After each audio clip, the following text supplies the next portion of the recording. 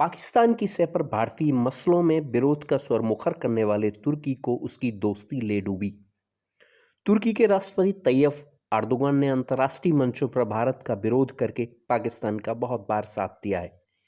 जाहिर है, भारत के नीति निर्धारकों ने सफल कूटनीति रची और अर्दोगन अपने आप उस जाल में फंसते चले गए। भारत ने ग्रीस के साथ सामरिक संबंध स्थापित किए और तुर्की को घेरना शुरू कर दिया और बहुत जल्दी अपनी ताकत का लोहा मनवा लिया। वैसे यूनाइटेड नेशंस के जो वार्षिक जलवे में तुर्की के स्वर कश्मीर को लेकर थे उतने मुखर नहीं थे, पर भारतीय मसलों पर अड़ंगा लगाना नहीं छोड़ा था। तुर्की ने अमेरिका समेत यूरोप के 10 राजनयिकों को बाहर का रास्ता दिखाने का फरमान भी जारी कर दिया, जो उस पर बहुत भारी पड़ा। तुर्की के मानवाधिकार कार्यकर्ता ओस्मान कवाला, जो पिछले 4 वर्षों से जेल में है, यूरोप के मानवाधिकार कमेटी, जिसे हम लोग काउंसिल ऑफ यूरोप के नाम से जानते हैं, उसने मानवाधिकार कार्यकर्ता कवाला को छोड़ने के लिए कहा था, लेकिन उसके समिति के निर्णय को ना मानने की वजह से यूरोपीय देशों ने अपील की थी। लेकिन तुर्की के अड़ियल रवैये के कारण तुर्की को आर्थिक रूप से बहुत नुकसान झेलना पड़ सकता है। तुर्की को अभी FATF की ग्रे लिस्ट में पहुंचा दिया।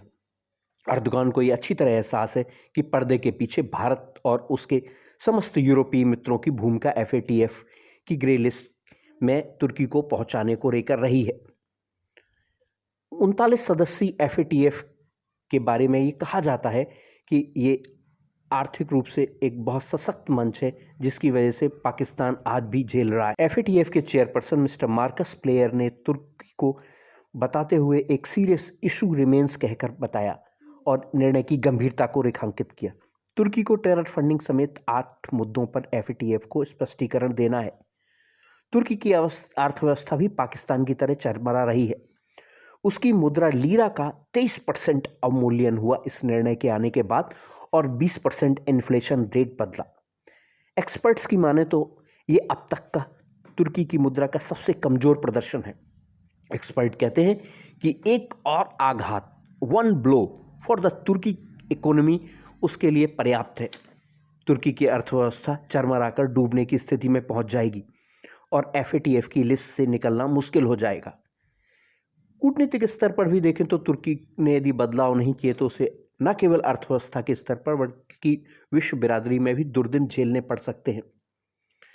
विशेषज्ञों की माने तो विशेषज्ञों ने चेतावनी देते हुए कहा कि यदि तुर्की ने विशेष निर्णय नहीं लिए तो निश्चित रूप से ये आघात और आगे की समस्याएं भारी पड़ सकती हैं। तुर्की को अपनी अड़ियल रवैये को बदलना पड़ेगा और विश्व बिरादरी में अपने आप को स्थापित करना पड़ेगा। धन्यवाद। लाइक करें, सब्सक्राइब करें और बताना ना भूलें कि आज का वीडियो आपको कैसा लगा। बहुत बहुत धन्यवाद।